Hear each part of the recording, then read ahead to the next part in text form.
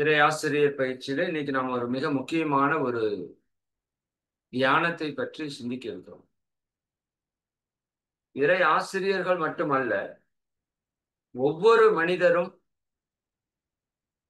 நம்ம மகிழ்ச்சியாக வாழ விரும்புகிறோம். அந்த மகிழ்ச்சிக்கு அடிப்படையான தேவையாக இருப்பது உடல் ஆரோக்கியம், மன அமைதி, பொருளாதார வளம், உறவுகளிலே இணக்கம், இல்லையா? ஆன்மீக உயர்வு. இது ஒரு மனிதனுக்கான அடிப்படை தேவை. அப்ப இது இருக்கும்போதுதான் அந்த மனித வாழ்க்கை மகிழ்ச்சியாக இருக்கு. அப்படி மனித வாழ்க்கை மகிழ்ச்சியாக இருப்பதற்கு நம்ம முன்னோர்கள் வடிவமைத்ததுதான் இந்த யோகம், தியானம் எல்லாமே. அந்த யோகம் தியானத்தினுடைய உச்சக்கட்ட நிலை என்பது குணங்கள். சரிங்களா? எல்லா மகான்களும் சொல்லக்கூடிய ஒன்றே ஒன்று, அன்பாக இரு, கருணையோடு நடந்து கொள், ஒழுக்கத்தை கடைபிடி, கடமையை சரியாக செய், முடிந்ததை ஈகையாக கொடு, பொறுமையாக இரு, எல்லோரையும் மன்னி, யாரையும் வெறுக்காதே. இதை தவிர எந்த ஞானி என்ன செய்தி சொல்லியிருக்காங்கன்னா ஒண்ணும் இல்லை. அவ்வளவுதான் செய்தி. யாருக்கும் துன்பம் கொடுக்காத, முடிஞ்ச வரைக்கும் நல்லதை செய்யு. சரிங்களா? அப்ப இந்த மொத்த ஆன்மீகத்தினுடைய உச்சம் என்னவாக இருக்கிறது? குணங்கள், இல்லையா? அதனாலதான் நம்ம கேரக்டர் டெவலப்மெண்ட்டுக்குன்னு மாதம் ஒரு பண்பை எடுத்து அதைய பிராக்டிஸ் பண்றோம். இது சின்ன வயதுல இருந்து நமக்கு பழக்கப்படுத்த வேண்டியது.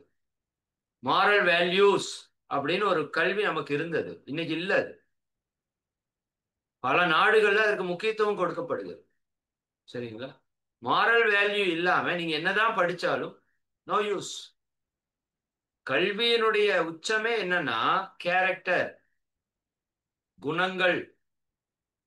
இப்போ குணம் தான் எல்லாவற்றுக்கும் முக்கியம். ஆனால் இன்னைக்கு பணத்திற்கு நாம முக்கியத்துவம் கொடுத்ததால, சரிதானுங்களா, குணத்தை நம்ம இழந்து விட்டோம். இன்னைக்கு பணக்காரருக்கு தான் முன்னுரிமை கொடுக்கிறோமே தவிர குணத்தில் உயர்ந்தவர்களுக்கு நம்ம முன்னுரிமை கொடுக்கறது இல்லை. இது இன்றைய சமுதாய நிலை. ஆனால் ஞானிகள் குணத்தில் உச்சத்தில் இருப்பவர்கள், பணத்தில் உச்சத்தில் இல்லை. அவங்க அவங்க அன்பும் கருணையும் மயமானவர்கள். இறைவனுடைய தன்மை என்ன? பணம் அல்ல, குணம், அன்பு, கருணை. இது இறைவனுடைய தன்மை என்று சொல்கிறோம். அன்பு வேற, இறைவன் வேற அல்ல. அன்பே கடவுள் என்று சொல்கிறோம். கடவுள் அன்புமயமானவர் என்று சொல்கிறோம். அப்ப அந்த கடவுள் தன்மை அடையக்கூடிய மனிதன் அன்புமயமாக மாற வேண்டும். நாமெல்லாம் அன்பினுடைய வெளிப்பாடு. இந்த பிரபஞ்சமே அன்பினுடைய வெளிப்பாடு, இல்லையா? அதனாலதான் எல்லாமே எல்லாவற்றுக்கும் கொடுக்கக்கூடிய தன்மையில் இருக்கிறத நீங்க பார்க்கலாம். சூரியன் தன் ஆற்றலை தனக்கு வைக்காமல் எல்லோருக்கும் கொடுக்கிறது. சந்திரன் தன் ஆற்றலை தனக்கு வைக்காமல் எல்லா உயிர்களுக்கும் கொடுக்கிறது. இந்த பூமி தனக்காக, மண் தனக்காக வாழாமல் பிறர்க்காக வாழ்கிறது. நீர், நெருப்பு, காற்று அனைத்துமே பிறருக்கு கொடுக்கிறது. இதில் தாவர இனம் மிக உயர்ந்த இடத்திலே இருக்கிறது. உயிரினத்திலே தாவர இனத்துக்கு நிகரான ஒரு ஒழுக்கத்தையோ, யாருக்கும் துன்பம் தராத ஒரு வாழ்வையோ, அல்லது கடமையை சரியாக செய்கின்ற ஒரு தன்மையோ, அல்லது தன்னை முழுமையாக இந்த இயற்கைக்கு ஒப்படைக்கக்கூடிய ஈகையோ வேற எந்த உயிரினத்திலையும் பார்க்க முடியாது. அதனாலதான் தாவரத்தை நாம் தெய்வத்தினுடைய வெளிப்பாடாக, தெய்வமாகவே கும்பிடுகிறோம். அப்ப இறைவனுடைய தன்மை அன்பும் கருணையும். அப்ப நம்ம குணத்திலே உயர்ந்த நிலைக்கு செல்லணும். சரிங்களா? இதுல சில குணங்கள் மிக மிக அதிகமான சக்தி கொண்ட குணங்களாக இருக்கிறது. அதுல ஒரு குணத்தை தான் நம்ம தியானமாக மாற்றி இருக்கோம். இந்த தியானத்திற்கு பேர் நன்றி உணர்வு தியானம். இன்னைக்கு உலகம் முழுக்க தி சீக்ரெட் அப்படிங்கிற ஒரு நூல் பிரபலமாயிருக்கு. அதனுடைய அடிப்படை தத்துவம் என்ன தெரியுங்களா? ரெண்டே தத்துவம் தான். ஒன்று, நீ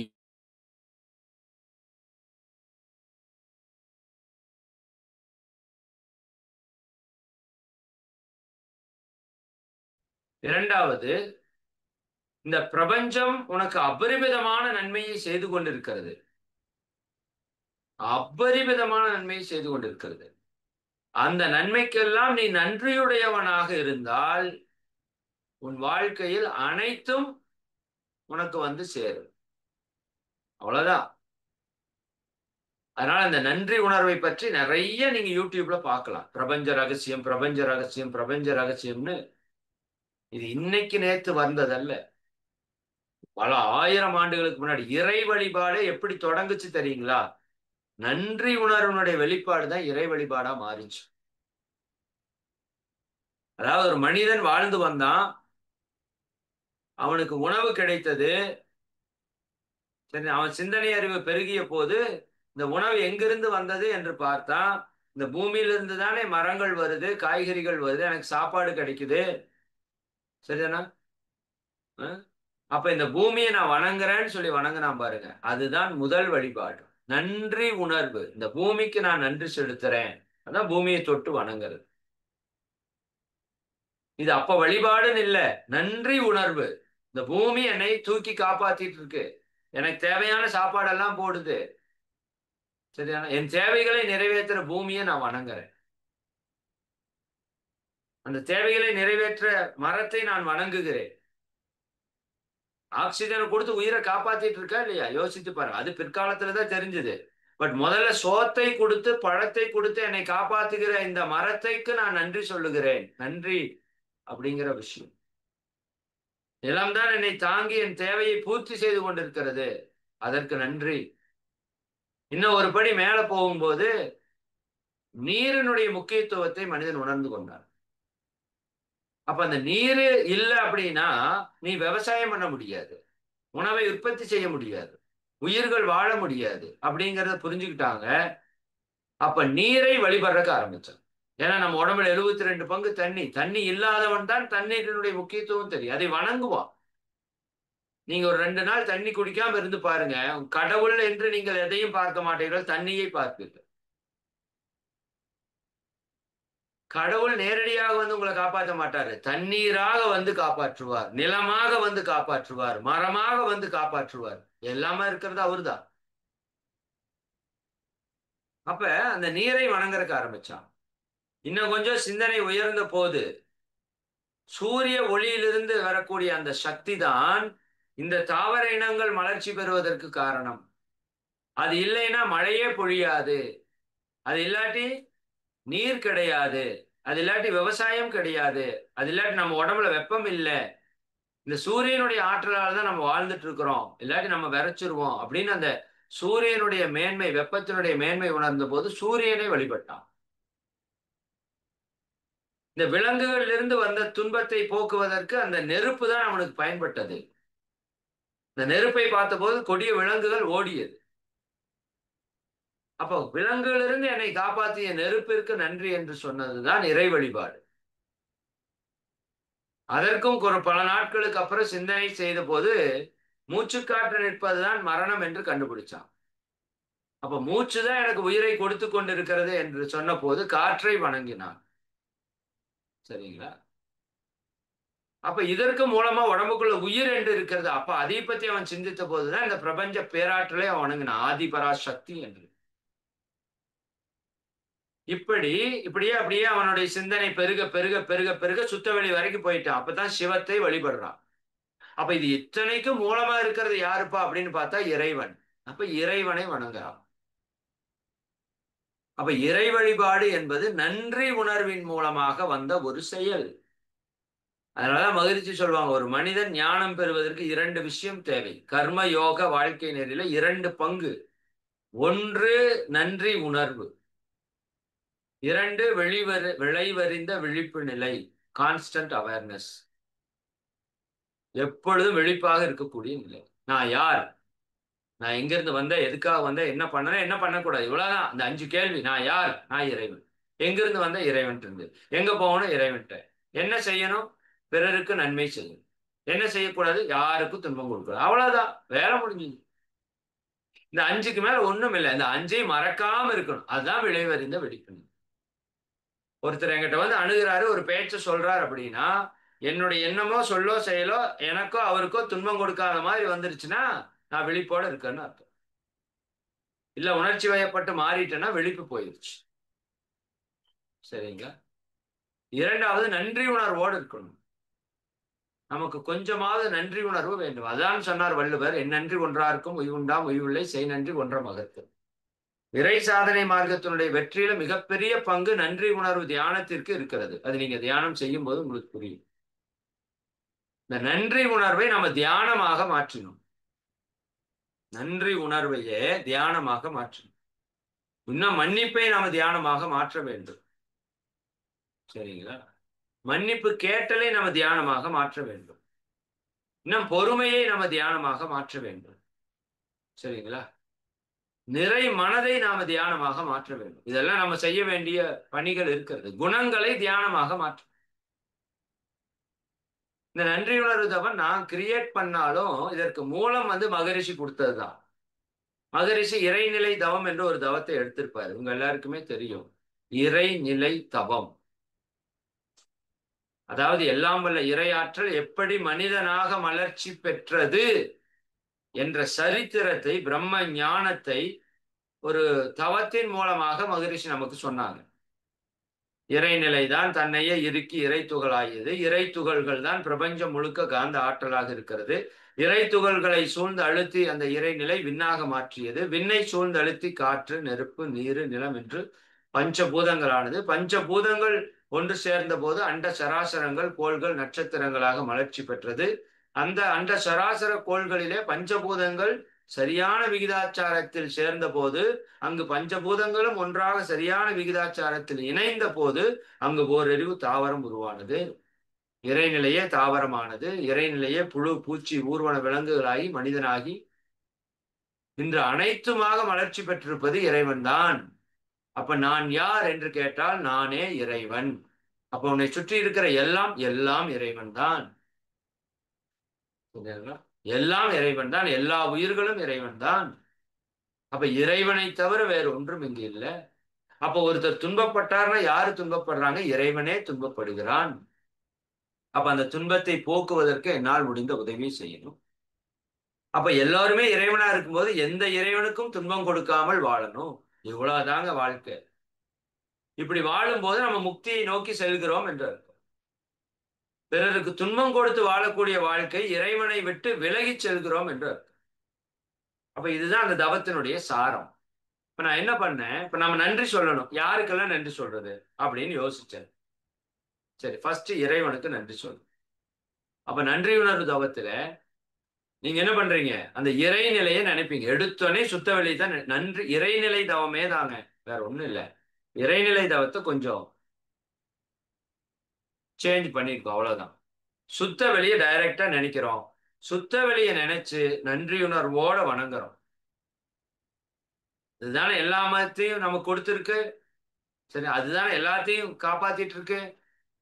அப்ப அந்த சுத்த வெளியை நீங்க நன்றி உணர்வோட வணங்கி, அப்படி வணங்குறப்ப இந்த மானசீகமாக தொட்டு அப்படின்னு ஒரு வார்த்தை இருக்கு. எந்த ஒன்னையுமே சும்மா வணங்குறதுக்கும் தொட்டு வணங்குறதுக்கு வித்தியாசம் இருக்குல்ல.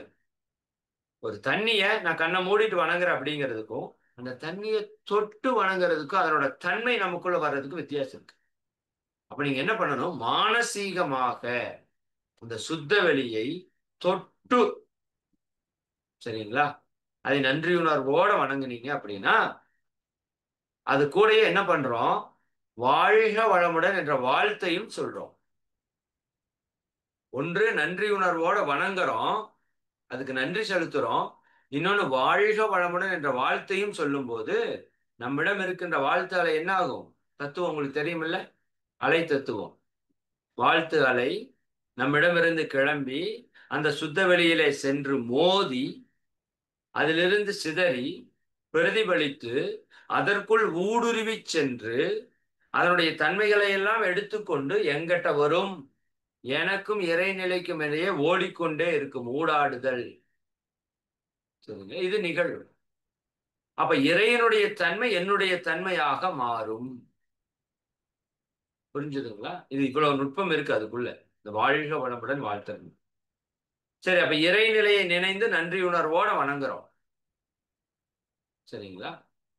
இது நீங்க இந்த தவத்தை நான் சும்மா சொல்லிடுவேன், ஆனா நீங்க செய்ய வேண்டியது என்னன்னா, ஒரே நிமிடம்.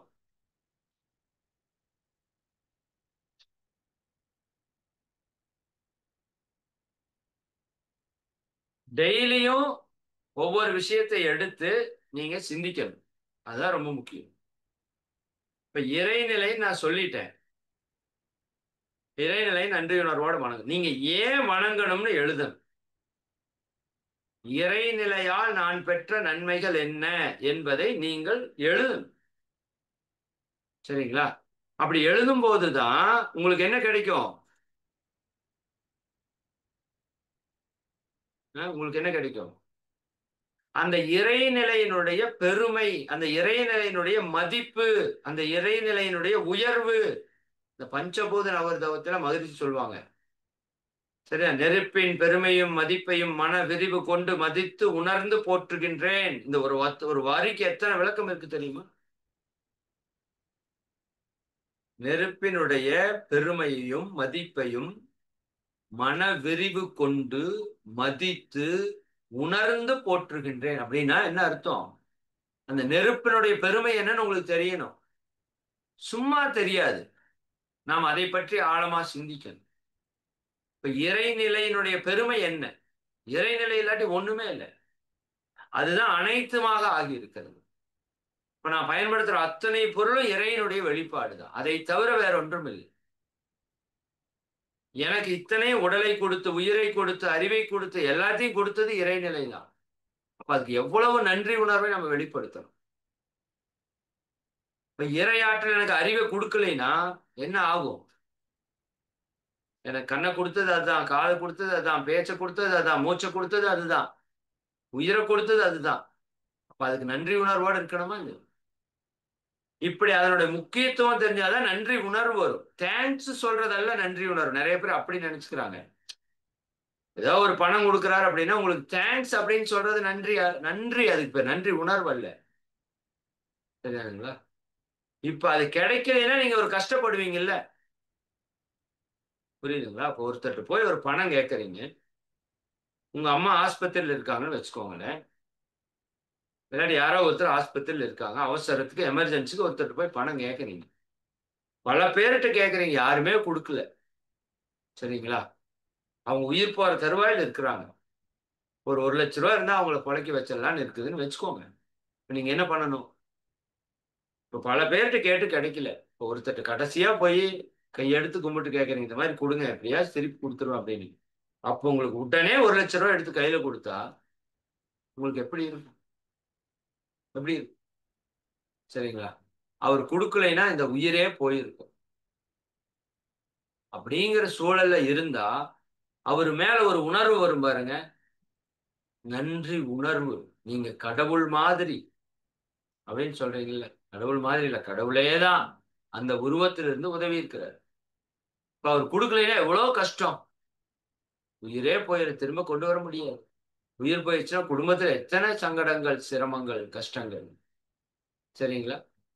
அப்ப அவர் கொடுக்கலைன்னா என்ன நடந்திருக்குன்னு நீங்க யோசிச்சு பார்க்கணும். எனக்கு அம்மான்னு ஒருத்தங்க இருந்திருக்க மாட்டாங்க, எங்க அப்பா தனிமைப்பட்டு போயிடுவாரு, எங்க அம்மா இல்லாத என்னுடைய குடும்பம் சிதைஞ்சு போயிரும். சரிங்களா?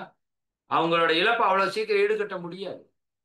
அப்ப இந்த 1,00,000 ரூபாய் கொடுத்ததுனாலதான் இப்ப அவங்க உயிரோடு இருக்கிறாங்க. புரியுதா?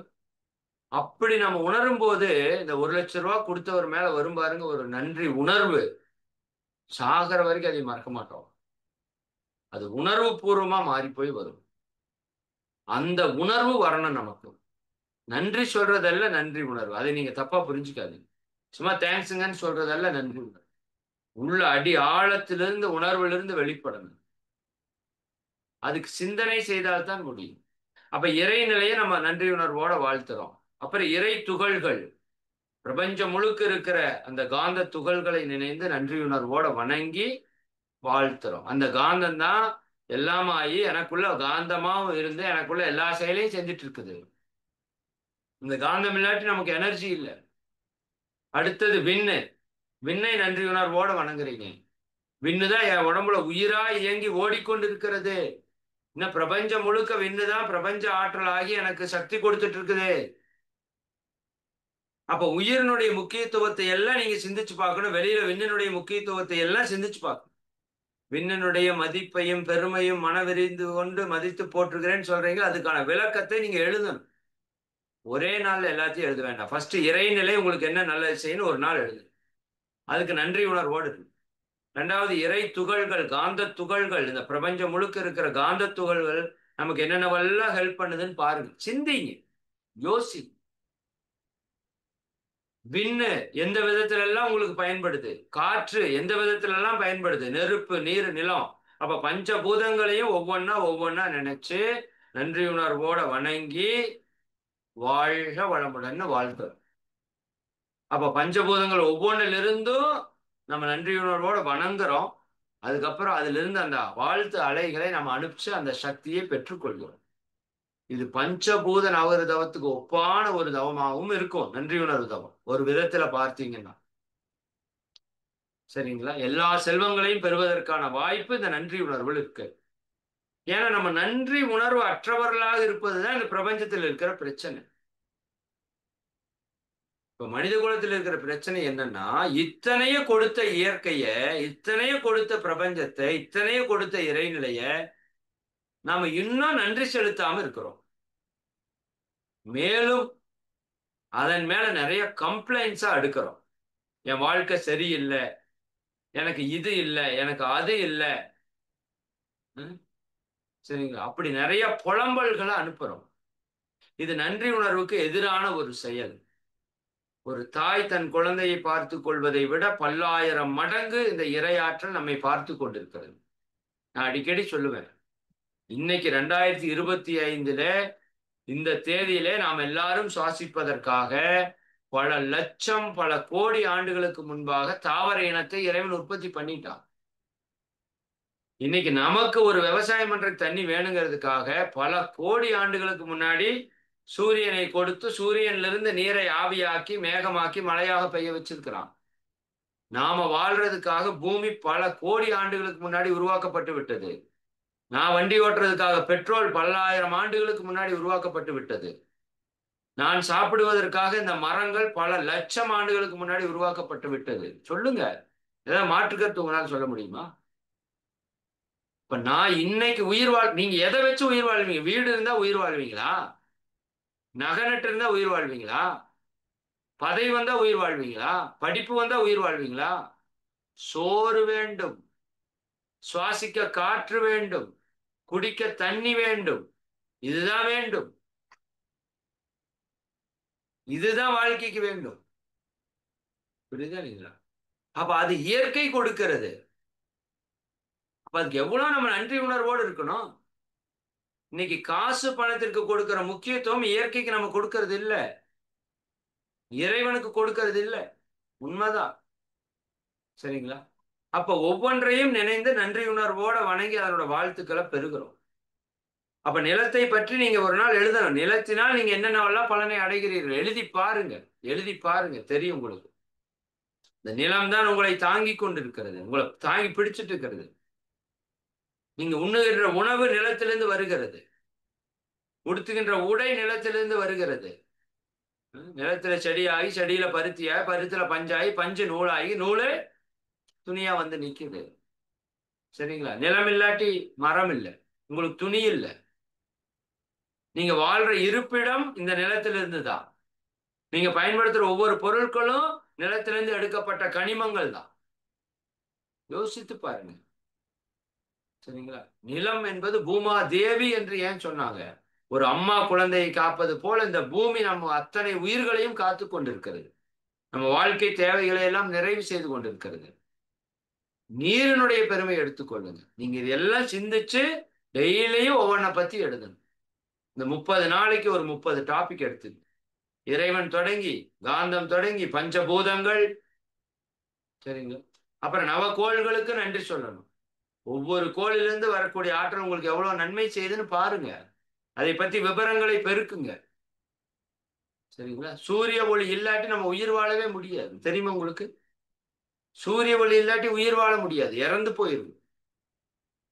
அதே போல நவகோள்கள் இருந்து வர ஆற்றல் நமக்கு நிறைய நன்மையை கொடுத்துட்டு இருக்குது. அதை பற்றி நிறைய அறிவை பெருக்கிக் கொள்ளுங்க. சரிங்களா? அப்ப நவராத்திரி வேற வருது. நல்ல அந்த வாய்ப்பை நீங்க பயன்படுத்தணும். அருமையா உங்களுக்கு அமைஞ்சிருக்குது. மகாலய பட்சம், அமாவாசை, நவராத்திரி, விஜயதசமி எல்லாம் அந்த நாள்ல உங்களுக்கு இந்த தவம் கிடைச்சிருக்கு பாருங்க. இது பெரிய விஷயம். இதை நீங்க டெய்லியும் பண்ணணும். இந்த வகுப்புல ஒரு நாள் விட்டு ஒரு நாள் நடத்துறோம். இந்த ஆடியோ வேணா உங்களுக்கு அனுப்பி சொல்றேன். நீங்க வாய்ப்பு இருக்கிறப்போலாம் மற்ற நாட்களையும் நீங்க டெய்லியும் பண்ணிட்டே வரணும். சரிங்களா? அப்ப பஞ்சபூதங்களுக்கு நன்றி சொன்னதுக்கு அப்புறம் இந்த மொத்த பிரபஞ்ச அன்னைக்கே நன்றி சொல்லுகிறோம். சரிங்களா? பிரபஞ்சத்துல கோடிக்கணக்கான அண்டங்கள் நமக்கு நன்மை செய்து கொண்டே இருக்கிறது.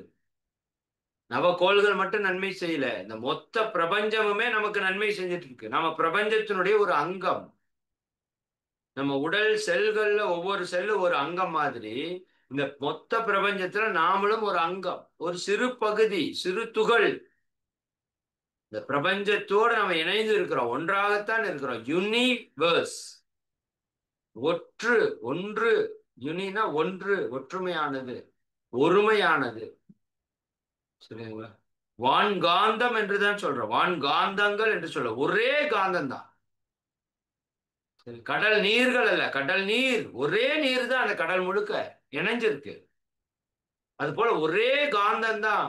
மேக்னெட், மெகா நெட்டு, ஒரே நெட்டு. பிரபஞ்சம் முழுக்க ஒரு நெட்டு. அந்த நெட்ல இந்த பக்கம் டச் பண்ணா அந்த பக்கம் அதிர்வு வரும். அப்ப இந்த பிரபஞ்ச சக்தி தான் நம்மளை இயக்கிட்டு இருக்கு. நாம பிரபஞ்சத்தினுடைய ஒரு அங்கமா இருக்கிறோம். பிரபஞ்சத்துக்கு நன்றி சொல். அதுக்குள்ளேயே நீங்க வாய்ப்பு இருந்தா, நீங்க இன்னும் நுட்பமா போறதா இருந்தா, அந்த 108 பாதங்களே என்னென்னு தெரிஞ்சுக்கலாம். 27 நட்சத்திரங்களே என்னென்னு தெரிஞ்சுக்கலாம். சரிங்களா? அது ரொம்ப நேரமாகுன்னு அவ்வளவு தூரம் விளக்கமா போறது இல்லை. நம்ம 12 ராசி மண்டலங்களை நினைச்சு மொத்த பிரபஞ்சத்தையும் 12 ராசி மண்டலங்களா பிரிச்சிருக்காங்க நம்ம முன்னோர்கள்.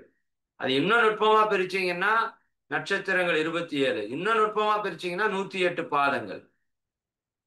ஒரே பிரபஞ்சம்தான். சரிங்களா? அப்போ அத நீங்க அந்த நவகோள்களையும் 12 ராசிகளையும் நன்றியுணர்வோட வணங்குறோம். அதற்கு அடுத்தது பஞ்சபூதங்கள் சேர்ந்த ஓரறிவு தாவரத்தை வணங்குறோம். அப்புறம் 2 அறிவு புழு. இது எல்லாம் நீங்க அந்த வாய்ப்பை நீங்க பயன்படுத்தணும். மறுபடியும் சொல்றது ஒரு வாய்ப்பு. புழு நமக்கு எவ்வளவு நன்மை செய்யுது எத்தனை பேருக்கு தெரியும்? பாப்ப நீங்க எப்படி நோட் பண்ணிட்டு வந்து பேசுறீங்க. புழு அவ்வளவு நன்மையை நமக்கு செய்யும். பூச்சி இனங்கள், தேன் பூச்சி என்ற ஒரு இனம் இல்லைன்னா உலகமே அழிஞ்சு போயிருமா. ஏன்னா அத்தனை மகரந்த சேர்க்கையை ஒரு மலர்ல இருந்து இன்னொரு மலருக்கு, ஒரு மலர்ல இருந்து இன்னொரு மலருக்கு கடத்துவது தேன் பூச்சி தான், வண்டுகள் தான். இந்த மகரந்த சேர்க்கைக்காகத்தான் அந்த பூவுல தேன் வருது, வாசனை வருது, கலர் வருது. சரிங்களா? இதெல்லாம் மிகப்பெரிய ரகசியங்கள். அப்ப பூச்சி இல்லாட்டி ஊரே இருக்காது, உயிர்களே இருக்காது. அப்ப அந்த பூச்சி ஏன்னா நமக்கு எவ்வளவு நன்மை செய்யுது. ஊர்வன, சரிங்களா? ஊர்வன மிக முக்கியமான பங்கு இயற்கையில வச்சிருக்கு. விலங்குகளுக்கு மிக முக்கியமான பங்கு இருக்கு. அப்ப அவற்றையெல்லாம் வணங்கும் போது அவற்றால் நாம் பெறுகிற நன்மையை எழுதணும். புலி இனம் இல்லை என்றால் நமக்கு ஆறு ஓடாதுன்னு சொல்றாங்க. புலி இல்லை என்றால் ஆறு ஓடாது. இது ஒரு சர்க்கிள். புலி குறைஞ்சிருச்சு அப்படின்னா மான் எச்சாயிரும். மான் எச்சாயிருச்சுன்னா அங்க இருக்கிற புல்களை எல்லாவற்றையும் மேய்ந்து விடும். புல்கள் எல்லாம் மேய்ஞ்சு போயிடுச்சுன்னா அந்த பனிநீர் பிடித்து அது ஆறாக வராது என்று ஒரு வழிகாட்டுதல் இருக்கிறது. அதே போல யானை ஒரு நாளைக்கு 1000 கிலோ சாப்பிடுன்னு சொல்றாங்க. அது அப்ப எவ்வளவு லத்தி போடும்? அது எல்லா மரங்கள்ல இருந்த அந்த பழங்கள் எல்லாத்தையும் தான் சாப்பிடுது. அது சாப்பிடுற சாணத்திலிருந்து விதை விழுந்து விழுந்து காடு முழுக்க மரம் முளைக்கிறது. நாமளா கொண்டு போய் விதைக்கிறோம். அந்த உயிர்களுடைய சாணத்திலே விதைக்கிறது. பறவைகளுடைய கழிவுகளிலே விதைக்கப்படுகிறது. அப்படி இருக்கிற அத்தனை மரங்களும் கொடுக்கிற காற்றையும் உணவையும் தான் நம்ம எடுத்து வாழ்றோம். அப்ப இது எல்லாத்துக்கும் உயிர்களுக்கு தொடர்பு இருக்கு. அடுத்ததாக மனிதனை நம்ம நன்றியுணர்வோட வணங்குறோம். எல்லா உயிர்களையும் வணங்கிட்டு மனுஷனை வணங்குறோம். மனிதன் தான் உச்சகட்ட இறைத்தன்மையினுடைய வெளிப்பாடு. அப்ப எல்லா மனிதர்களையும் நன்றியுணர்வோட வணங்குறோம். குறிப்பாக நம்ம வாழ்த்து வரிசை நான் அப்ப எடுத்துக்கிட்டேன். அன்னை, தந்தை, குருமகான்கள், அப்புறம் வாழ்க்கை துணை, குழந்தை செல்வங்கள், உற்றார் உறவினர்கள், நண்பர்கள், சுற்றத்தார்கள், தொழில்துறை அன்பர்கள், இன்னும் இன்னல் புரிவார் எதிரியான எல்லாரையும் நன்றி உணர்வோட வணங்கி வாழ்த்து. முதல்ல வெறும் வாழ்த்து சொல்வோம், இப்ப நன்றி சொல்றோம். உங்கள் மனைவியின் மூலமாக நீங்கள் பெற்ற நன்மை, உங்கள் கணவர் மூலமாக நீங்கள் பெற்ற நன்மை, அவர் இல்லை என்றால் நீங்கள் எப்படி இருப்பீர்கள்? அப்படித்தான் நான் கேட்பேன். இந்த உணர்வு உங்களுக்கு வரணும்னா நீங்க என்ன பண்ணணும்? ஒரு பொருள் அதனோட மேன்மை உங்களுக்கு எப்ப தெரியும்? இருக்கிறப்ப தெரியாது. இது சத்தியம். இருக்கிறப்ப தெரியும். இந்த உடல் நல்லா இருக்கிறப்ப வேல்யூ தெரியாது. சரிங்களா? கணவர் இருக்கும்போது கணவரோட மதிப்பு தெரியாது. மனைவி இருக்கும்போது மனைவியோட மதிப்பு தெரியாது. குழந்தைகள் இருக்கும்போது குழந்தைகளோட மதிப்பு தெரியாது. பெற்றோர் இருக்கும்போது பெற்றோருடைய மதிப்பு தெரியாது. ஒரு வேலை இருக்கும்போது வேலையினுடைய மதிப்பு தெரியாது நமக்கு. ஒரு ஆன்மீகம் நமக்கு எளிமையா கிடைச்சிட்டுனா அந்த ஆன்மீகத்தினுடைய மதிப்பே தெரியாது. இந்த குரு இல்லைன்னா எவ்வளவு நம்ம வாழ்க்கையில் நம்ம கெட்டு போய் போறதுக்கு வாய்ப்பு இருக்கு. யோசிச்சு பாருங்க. அப்ப அந்த குருவினால் நீங்க பெற்ற நன்மையை பட்டியல் போட்டு பாருங்க. அப்ப குரு நிற்பார், அங்க இருப்பாரு. அப்பதான் நன்றி உணர்வு வரும். அப்ப ஒவ்வொரு மனிதர்களையும் நினைத்து அவர்களால் பெற்ற நன்மைகளை எல்லாம் உணர்ந்து உணர்ந்து எழுதணும். அப்ப இறைநிலை, இறை துகள், விண்ணிலிருந்து பஞ்சபூதம் 7, பஞ்சபூதத்திலிருந்து அப்புறம் நவகோள்கள் வச்சுக்கோங்க 9, 7, 9, 16, அது போக உறவுகள்ல ஒரு 7 உறவுகள் வச்சுக்கோங்க 16, ஒரு 23. சரிங்களா? அப்புறம் நம்மளோட உடல், இந்த உடலுக்கு நன்றி சொல்லணும். எல்லா உயிர்களுக்கும் சொல்லிட்டு, மனிதர்கள் எல்லாருக்கும் சொல்லிட்டு, இந்த சமுதாயத்துக்கு நிறைய நன்றி கடன் பட்டிருக்கிறோம். எத்தனை பொருட்களை இந்த சமுதாய மக்கள் நமக்கு கொண்டு வந்து கொடுக்குறாங்க இல்லையா? அது எவ்வளவு நம்ம கடன் பட்டிருக்க வேண்டும். எல்லாரும் நல்லா இருக்கணும்னு சொல்ல வேண்டிய நம்முடைய கடமையா இல்லையா? நல்லா புரிஞ்சுக்கோங்க. என்னன்றி கொன்றார்க்கும் உய்வுண்டாம் உய்வில்லை, செய் நன்றி கொன்ற மகற்கு. இத்தனை பேர் செஞ்ச நன்மையை மறந்துட்டோம்னா, ஒரு அம்மா நமக்கு செய்த நன்மையை உங்களால நீங்க எவ்வளவு பேர் நினைச்சு பார்த்துருக்கீங்க? நான் உங்களுக்கு அதை பத்தி நடத்தியிருக்கேனான்னு தெரியல. பெண்ணின் பெருமையில சொல்லியிருப்பேன் நான். ஒரு தாய் நமக்காக பட்ட கஷ்டங்களை மட்டும் நீங்க நினைச்சு பார்த்து அழுகலைனா நீங்க என்ன சொன்னாலும் நான் கேட்கணும். அந்த பட்ட கஷ்டங்களை நினைச்சா கண்டிப்பா உங்க கண்ணுல தண்ணீர் வரும். அவ்வளவு கஷ்டப்பட்டு தான் அந்த தாய் நம்மளை காப்பாத்தி கொண்டு வந்திருக்காங்க. தந்தை நம்மளை காப்பாத்தி கொண்டு வந்திருக்காங்க. நன்றி உணர்வு இருக்கணுமா வேண்டாம்? இத்தனை முதியோர் இல்லங்கள் இருந்தால் எங்கு கடவுள் அருள் உங்களுக்கு கிடைக்கும்? கிடைக்காது. கிடைக்கவே கிடைக்காது. சரிதானுங்க?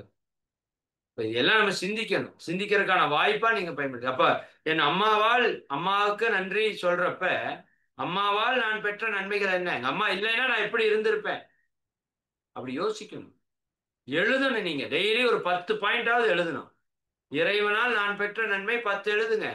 விண்ணால் நான் பெற்ற நன்மை 10 எழுதுங்க. இந்த 10ஐயும் கொடுத்ததற்காக உங்களுக்கு நன்றி என்று எழுது. சரிங்களா? அதை நீங்க கண்டுபிடிச்சு எழுதணும். சிந்திச்சு எழுதணும். அது எழுதி பாருங்க. உங்க வாழ்க்கை எப்படி மாறும்னு பாருங்க. சரிங்களா? அப்ப நம்முடைய உடலுக்கு நம்ம நன்றி சொல்லணும். இவ்வளவு நன்மையை செய்யற உடலுக்கு, என் உடலுக்குள் ஓடிக்கொண்டிருக்கிற உயிருக்கு, என்னுடைய மனதிற்கு, என்னுடைய அறிவிற்கு நானே நன்றி சொல்றேன். என்னை நானே நன்றி உணர்வோடு வணங்குறேன். சரிங்களா? அப்ப இப்படி எல்லாத்தையும் நன்றி உணர்வோட வணங்கிட்டு வர்றதவன் தான் நன்றி உணர்வு தவம். அது முடிக்கிறப்ப உங்களுக்கு மிகப்பெரிய ஒரு சந்தோஷம், ஒரு நிறைவு, ஒரு திருப்தி, ஒரு அமைதி உங்க மனதில் இருக்கும். இப்படி நீங்க சொல்ல சொல்ல பிரபஞ்சத்தில் இருக்கிற அத்தனை பொருட்களோட உயிர் கலப்பு வந்துடும். உங்களுக்கு என்னென்னவெல்லாம் தேவை இருக்கிறதோ அதை அந்த நன்றியுணர்தம் உங்களை நோக்கி ஈர்த்து கொண்டு வந்து உங்க கையில சேரும். இதுதான் அந்த தவத்தினுடைய சிறப்பு. ஏன்னா இவ்வளவு நாள் எல்லாத்தையும் வச்சு புலம்பிட்டு இருந்தோம். சரிங்களா? இப்ப எல்லாத்துக்கும் நன்றி சொல்றோம், எல்லாரையும் வாழ்த்துறோம். அப்ப இது எப்படி வேலை செய்யும்? இந்த வாழ்த்து அலை, இந்த நன்றி உணர்வு பயங்கரமா வேலை செய்யும். அப்ப உங்களுக்கே தெரிஞ்சிடும், ஓ இவ்வளவு எனக்கு நல்லது நடந்துட்டு இருக்கா, நான் தான் அற்பமான ஒரு சிலதுக்காக கஷ்டப்பட்டு இருக்கேனா. சரிங்களா? இருக்கிறத வச்சு திருப்தியா வாழாம உங்களுக்கு மன நிறைவு வந்துடும், மகிழ்ச்சி வந்துடும். எல்லாத்து மேல நன்றி உணர்வு வந்துருச்சுன்னா உங்களுக்கு என்ன வந்துடும்? மகிழ்ச்சி வந்துடும். நன்றி உணர்வுனுடைய உச்சம் இறை உணர்வுங்க, வேற ஒண்ணும் கிடையாது. நீங்க நன்றி உணர்வுடைய உச்ச நிலைக்கு போயிட்டீங்கன்னா யாருக்கு என்ன செய்யலாம் அப்படிங்கிற தன்மைக்குள்ள வந்துடுவீங்க. ஏன்னா இத்தனை நான் பெற்றிருக்கிறேனப்பா, நான் யாருக்காவது ஏதாவது செய்யணுமா இல்லையா? அந்த நிலை வந்துருச்சுன்னா நீங்க முக்தி நிலையை அடைஞ்சிடும். அப்ப இந்த நன்றி உணர்வு தியானம் என்பது மிக மிக சக்தி மிக்க ஒரு தியானம். அது நம்ம டெய்லியும் காலையில நம்ம ஜூம்ல நாளை காலுக்கு நடத்துறோம். 10 நிமிஷம் மட்டும் நடத்துவோம் ஷார்ட்டா. நான் அந்த வீடியோவும் உங்களுக்கு அனுப்புறேன், ஆடியோவும். சரிங்களா? லாங்கா கிட்டத்தட்ட 1 மணி நேரம் நம்ம பண்ண போறோம். இந்த நீ வரக்கூடிய காலத்துல அந்த தவத்தை கொஞ்சம் லாங்கா பொறுமையா நின்று நிதானிச்சு ஒவ்வொன்றையும் நன்றியுணர்வோட நினைச்சு வணங்கி, இந்த போன டெக்னிக் பத்தி உங்களுக்கு சொல்லியிருப்பேன். அதுல நன்றி உணர்வு இருக்கு. தி சீக்ரெட் வீடியோ நான் சொல்லியிருக்கேன், அதுல நன்றி உணர்வு இருக்கு. நீங்க எந்த ஒரு ஆள் மனதினுடைய செயல்பாடுகளை பற்றி இருக்கிற மனம் பற்றிய நூல்களை எடுத்துக்கோங்க, நன்றி உணர்வை தொடாம அவங்க பேச மாட்டாங்க. கண்டிப்பா கிராட்டிடியூட் என்று சொல்லக்கூடிய நன்றி உணர்வு அங்க முதன்மையாக இருக்கும். சரிங்களா? இப்ப நன்றி உணர்வு வந்துருச்சுன்னா நம்மளுக்கு எல்லா நன்மையும் நடந்து போயிருங்க. சரிங்களா? அப்ப அதை கொடுக்கக்கூடிய ஒரு தியானத்தை நம்ம அடுத்த வகுப்புல இருந்து தொடர்ந்து செய்ய போறோம். சரியா பயன்படுத்தி நீங்க அதைய உங்களுடைய சொத்தாக மாற்றிக்கொள்ளணும். இது நீங்க நல்லா பண்ணி பழகிட்டா பார்க்கிற பொருட்கள் மேலெல்லாம் நன்றி உணர்வு வந்துடும். நீங்க உதாரணத்திற்கு நான் அதுல பொருட்களுக்குன்னு சொல்லியிருப்பேன். நாம காலையில இருந்து இரவு வரைக்கும் பயன்படுத்துற அத்தனை பொருட்களும் சொல்லியிருப்பேன். நீங்க ஒரு நாள் என்ன பண்ணணும், அந்த மொத்த பொருளையும் லிஸ்ட் போடுங்க. இப்பவே நான் ஹோம்ஒர்க்ல கொடுக்குறேனே, நீங்க எழுதிக்கோங்க. உங்களுக்கு ஹோம்ஒர்க் ஒன்று. என்ன ஹோம்ஒர்க்கு? நீங்க காத்தால இருந்து இரவு வரைக்கும் எத்தனை பொருளை பயன்படுத்துறீங்களோ அதுக்கு ஒரு லிஸ்ட்டை போடுங்க பார்ப்போம். காலையில எந்திரிக்கிறீங்க, சரிதானுங்களா? எந்திரிச்சோடனே போனோடனே எங்க முகத்தை கழுவ போறீங்க, ஒரு டேபை பயன்படுத்துறீங்க, தண்ணீரை பயன்படுத்துறீங்க, ஒரு மக்கை பயன்படுத்துறீங்க, சரிங்க, செருப்பு போட்டா ஒரு செருப்பை பயன்படுத்துறீங்க, ஒரு பிரஷ்ஷை பயன்படுத்துறீங்க, ஒரு பேஸ்ட்டை பயன்படுத்துறீங்க, குளிக்கிறீங்கன்னா ஒரு குளியல் சோப்பையோ அல்லது ஒரு பொடியையோ நீங்க பயன்படுத்துறீங்க. அது ஒரு டப்பால இருக்கு, அந்த டப்பாவை பயன்படுத்துறீங்க. சரிங்களா? லைட்டை போடுறீங்க, லைட்டை பயன்படுத்துறீங்க, மின்சாரத்தை பயன்படுத்துறீங்க, கால் மிதி வருதா கால் மிதியை நீங்க பயன்படுத்துறீங்க. அதுக்கப்புறம் துண்டை பயன்படுத்துறீங்க, உடுத்தருக்கு உடையை பயன்படுத்துறீங்க, ஃபேன் ஓடுதா ஃபேனை பயன்படுத்துறீங்க. சரிங்களா? செல்போன் பயன்படுத்துறீங்க, சாப்பாடு உணவு வர்ற சாப்பாடை பயன்படுத்துறீங்க, தட்டை பயன்படுத்துறீங்க, கரண்டியை பயன்படுத்துறீங்க. இப்படி எல்லாத்தையும் லிஸ்ட போடுங்க. எவ்வளவு பொருள் நம்ம பயன்படுத்துறோம்னு பாருங்க. அந்த அத்தனை பொருளையும் நன்றி உணர்வோட வணங்கணும். தட்டை கழுவி கொண்டு போய் வைக்கிறீங்களா, சிங்க்ல ஒரு நாள் தண்ணி போகலைன்னா நீங்க படுற பாடு உங்களுக்கு தெரியுதா இல்லையா?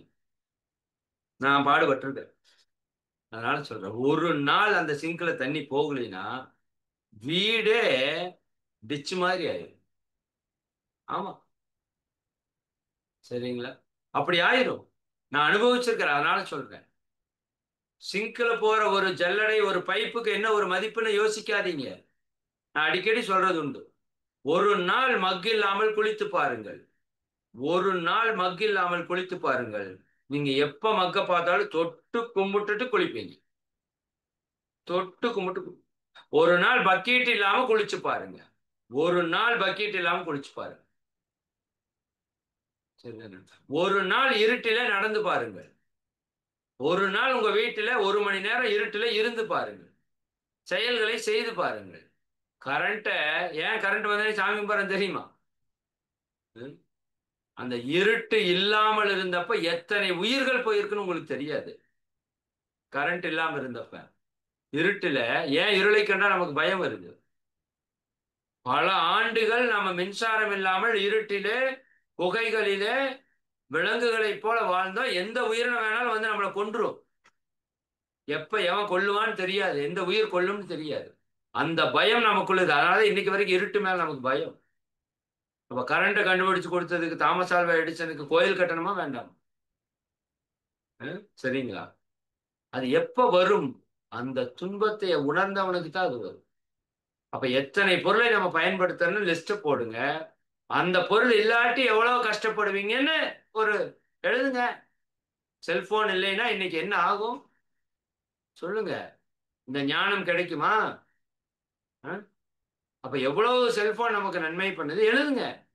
செல்போனா இருக்கிறது கடவுள், செல்போன் அல்ல. கடவுள் செல்போனா வந்து உங்களுக்கு உதவி செஞ்சுட்டு இருக்க. சரிங்களா? கடவுள் ஒவ்வொரு பொருளாக வந்து நமக்கு உதவி செஞ்சுட்டு இருக்காரு. அப்படி ஒவ்வொரு பொருளையும் நீங்கள் கடவுளாக பார்க்கறதுக்கு ஆரம்பிச்சு. சரிங்களா? 30 நாளைக்கு 30 பொருள் எழுதுங்க. எழுதி நன்றி உணர்வு எழுதுங்க. அதே போல எத்தனை பொருளை நம்ம யூஸ் பண்றோம்னு எழுதி பாருங்களேன். அத்தனை பொருள்ல ஒத்தை பொருள் கூட நாம செய்ததில்லை என்பதை நீங்கள் புரிந்து கொண்டால் நீங்கள் ஞானி. ஞானி நீங்க. இத்தனை பொருளிலே ஒற்றை பொருளை நான் செய்ததில்லை. அத்தனை இந்த சமுதாயம், இந்த இயற்கை கொடுத்த எனக்கு கொடுத்த கடன். இதுக்கு நன்றி உணர்வு வேணுமா வேண்டாமா? அதுதான் வாழ்க்கை. சரிங்களா? அப்ப இந்த தவத்தை நல்லா பண்ணிட்டு வாங்க. உங்களுக்கு இருக்கிற துன்பங்கள் எல்லாம் போயிடும். உங்க ஹார்ட் அது தனியா எடுத்து, ஹார்ட்ல ப்ராப்ளம் இருக்கா? உங்க ஹார்ட்டை நினைச்சு நன்றி சொல்லிட்டே வாங்க, சரியா போயிடும். சரியா போயிடும். இது சத்தியம், இது உண்மை. உங்க ஹார்ட்டை நினைச்சு, ஹார்ட் உனக்கு நன்றி, நான் தெரியாம உனக்கு எடுத்துட்டேன், நான் தப்பான செயல் பண்ணி கோபப்பட்டு அல்லது என் முன்னோர் ஏதாவது தவறான பதிவுகள் உனக்கு எடுத்துட்டோம், என்னை மன்னிச்சிரு, உனக்கு ரொம்ப நன்றி சொல்றேன், நீ எனக்கு எவ்வளவோ நன்மை செஞ்சுட்டு இருக்கிற, நீ தான் எனக்காக ஓடிட்டு இருக்க அப்படின்னு சொல்லி பாருங்க. உங்க ஹார்ட் சரி ஆகலைன்னா எனக்கு கூப்பிட்டு கேளுங்க. இதுதான் ப்ரூவன். உங்க உணர்வு அங்க போய் வேலை செய்யும். நன்றி உணர்வு அது போய் வேலை செய்யும். உங்க நோய்களை எல்லாம் குணப்படுத்திக் கொள்ளலாம் இந்த நன்றி உணர்வால. உங்க வாழ்க்கையில் இருக்கிற சிக்கலை எல்லாம் எப்படி வாழ்த்துனா எல்லா பிரச்சனையும் சால்வ் ஆகுமோ அப்படி நீங்க அதன் மேல நன்றி உணர்வு செலுத்தி வாழ்த்துனீங்கன்னா இன்னும் பல மடங்கு அது வேலை செய்யும். அப்ப இது வந்து ஏதோ செய்யறதுக்கான தவம் அல்ல. உங்க வாழ்க்கையில் இருக்கிற சிக்கல்களை எல்லாம் போக்கி உங்களுக்கு தேவையானவற்றை எல்லாம் கொண்டாந்து உங்ககிட்ட சேர்க்கக்கூடிய ஒரு அற்புதமான தவம். சரிங்களா? நிச்சயமா பயன்படுத்துங்க.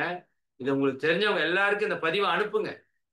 நான் ஒரு 1/2 மணி நேரம் பேசியிருக்கேன் இல்லையா? இந்த பதிவு எல்லாருக்கும் அனுப்பிச்சு, உங்க ஃப்ரெண்ட்ஸ் எல்லாருக்கும் அனுப்பிச்சு, இந்த தவத்தை அனுப்புற அதையும் அனுப்பிச்சு டெய்லியும் 10 நிமிஷம் பண்ண சொல்லுங்க. அவங்க வாழ்க்கையில மாற்றம் வருதா இல்லையான்னு பாருங்க. சரிங்களா? சரி, அந்த தவத்தை நம்ம இந்த மாதம் முழுக்க முழுமையா நல்லா செய்யறதுக்கு முயற்சி எடுத்துக்குவோம். நான் வாழ்த்து நிறைவு செய்யறேன். அருட்பேராற்றல் கருணையினால் நீங்களும் உங்கள் அன்பு குடும்ப உறுப்பினர்கள் அனைவரும் உடல் நலம், நீலாயுள், நிறை செல்வம், உயர் புகழ், மெஞ்ஞானம் ஓங்கி இறை உணர்வு, அறநெறி, கல்வி, தனம், தானியம், இளமை, வலிவு, துணிவு, நன்மக்கட்பேறு அறிவில் உயர்ந்தோர் நட்பு, அன்புடைமை, அகத்தவம், அழகு, புகழ், மனித மதிப்புணர்ந்து ஒழுகும் பண்பு, பொறுமை எனும் பேறு 16ம் பெற்று பெருவாழ்வு வாழ்கள். வாழ்க வளங்கள், வாழ்க வளங்கள், வாழ்க வளங்கள். மிக்க மகிழ்ச்சி. அனைவருக்கும் நன்றி. வாழ்க வளமுடன். ஆசிரியர்களுக்கான அறிவிப்புல நான் உங்களுக்கு ஒவ்வொரு தடவையும் சொல்றதுதான். வருகின்ற நாளை மறுநாள் வெள்ளி, சனி, ஞாயிறு 3 நாள் இங்க பட்டறை வகுப்பை ஏற்பாடு செஞ்சிருக்கிறோம். உங்களுக்கு காலையில நான் மீட்டிங்லேயே எல்லாருக்கும் சொல்லிட்டேன். வாய்ப்பு இருக்கிறவங்க நிச்சயமா அதை பயன்படுத்திக்கோங்க. ஆன்லைன்ல வர்றதுனால வரலாம், பட் நேரடியாக வர்றதுக்கு முயற்சி பண்ணுங்க. ரொம்ப முடியாதவங்க ஆன்லைன்ல கலந்துக்கோங்க. வாய்ப்பை பயன்படுத்திக்கோங்க அப்படிங்கிறது என்னுடைய தாழ்மையான வேண்டுகோள். சரிங்களா? சரி, சிறப்பா காலையில தவத்துல ரெகுலரா வந்துடுங்க. மீட்டிங்க்கு பர்ஃபெக்டா வாங்க. இன்னைக்கு காலையில் நான் மீட்டிங்ல ஒரு விஷயம் பேசியிருக்கேன். அது உங்களுக்கு ஆசிரியர்களுக்குன்னே தனி உரையா உங்களுக்கு எடுத்து போடுறேன். அதையும் தயவு செஞ்சு ஒண்ணுக்கு பல முறை கேளுங்க. நாம் எல்லாரும் சேர்ந்து தான் இந்த சமுதாயத்திற்கு பெரிய நன்மையை செய்யணும். சிறப்பா செயல்படும். நன்றி. வாழ்க வளமுடன்.